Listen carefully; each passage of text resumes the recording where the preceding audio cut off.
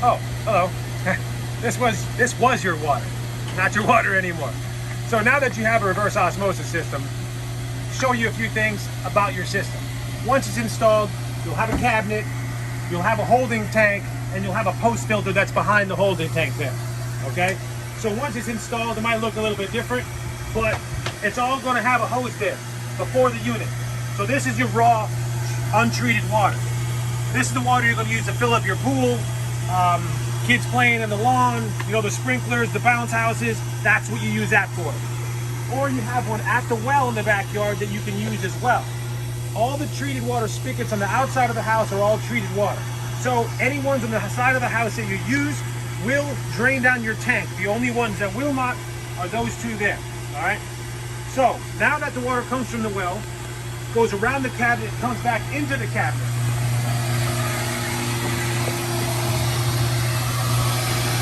Here's where it comes into your oversized pressure tanks, 26-gallon pressure tanks.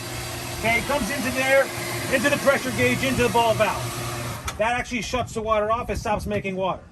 This is the pre-filter that we change on a monthly basis. Here is the bubbler. This bubbler actually goes inside the holding tank. It prevents the water from getting stagnant. It moves the water around a lot.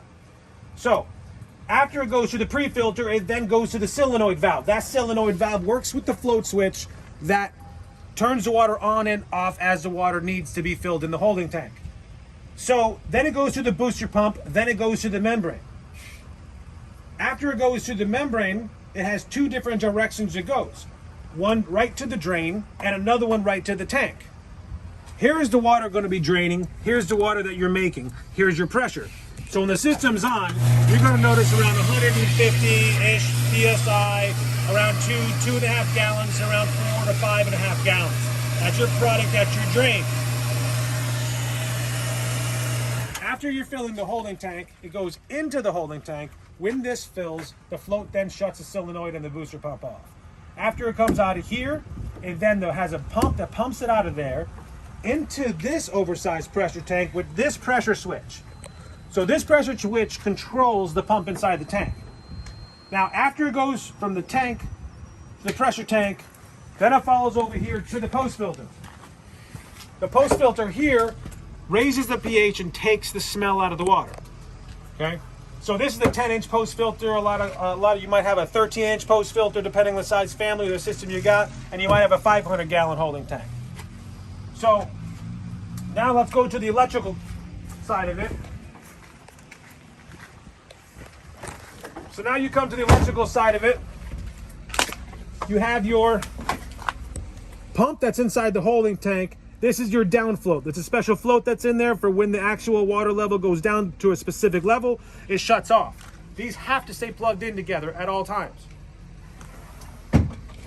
This is your solenoid valve. This is your float switch. Now you might have a different system where these won't plug in here. They might be plugged into the cabinet depending on how yours is wired up and diagrammed. We have two different styles. So this has to be plugged into the float. If you plug it into the wall directly by itself, it will overflow and it will constantly fill up.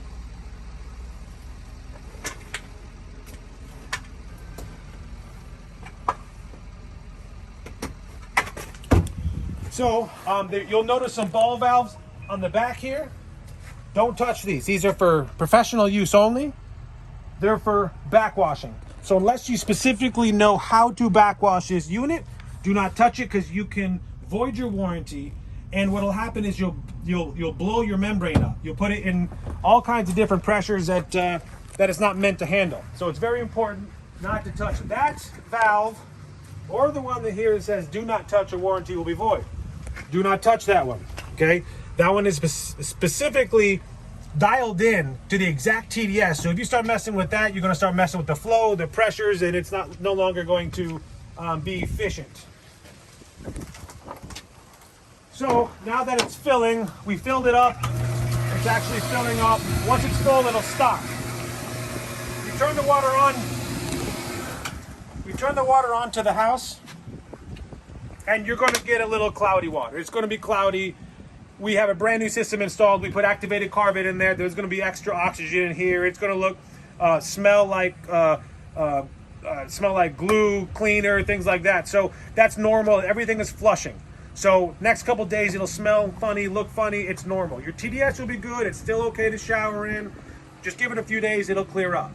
I think that's just about it. If anything, if your tank ever overflows at all, you turn this ball valve off. So if this ball valve right here is on and your tank overflows for whatever reason, you shut this off. It'll stop your tank from filling.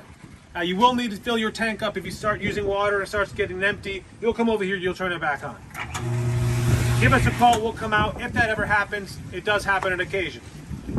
If you ever need anything, we have after-hours service calls at the emergency number 239-599-8873. We have someone always answer the phone.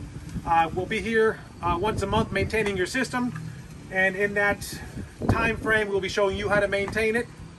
So give us a call if you have any questions in that time frame, 239-599-8873.